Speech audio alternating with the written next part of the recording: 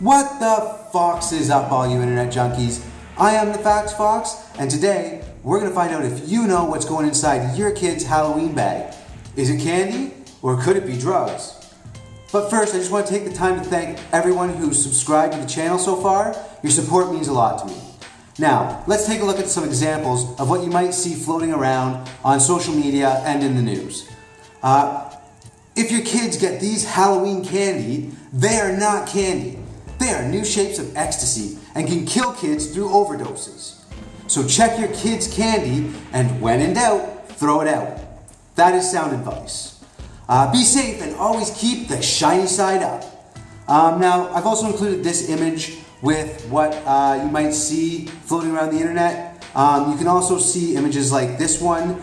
These guys look kind of like they're Ninja Turtles. I'm not even 100% sure that that is ecstasy. Leave a comment below. Let me know if you think those are Ninja Turtles and if you think that's actual ecstasy or whether you know if it's actual ecstasy. I really think that was just a Ninja Turtle shaped candy that happens to look like the drug because they do look alike, and that's why we're doing this episode.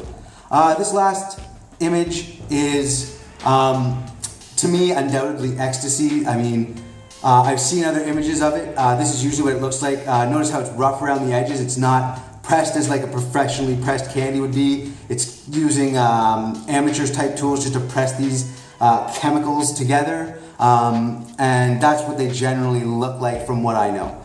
And here you'll see, this is an example of somebody sharing this kind of post in the news using the same image as before in the original example I gave. But this is an actual warning from a somewhat reputable news organization in Jackson, Mississippi, I believe. They call themselves AJC.com. And they posted on their social media, "Please warn, if you get these in your trick-or-treat bag, they're not candy." Here's a little tip. If you get those in your trick-or-treat bag, cash in, because that's hundreds of dollars worth of ecstasy.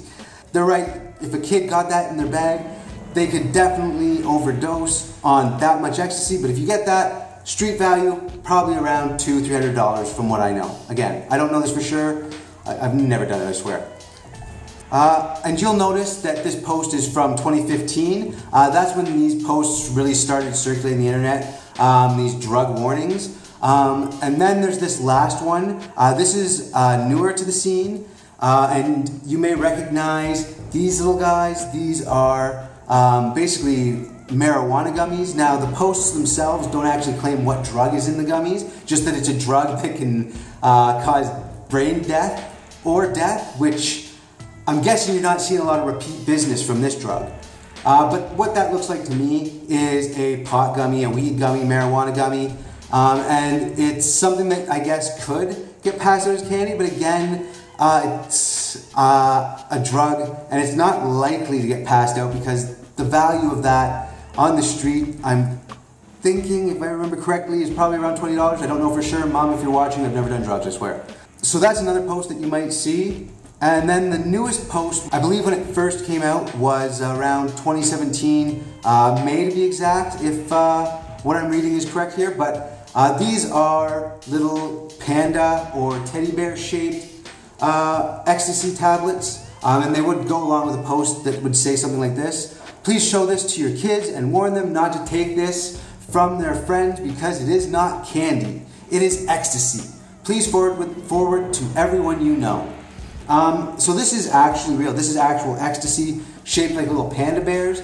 And this did actually happen. This is a real news story where these 4 teenagers in the UK had taken these specific ecstasies, and I'm not sure if it was an overdose exactly, but there was negative side effects. They got really high, but this wasn't something they got in their Halloween candy. This is something that they took voluntarily.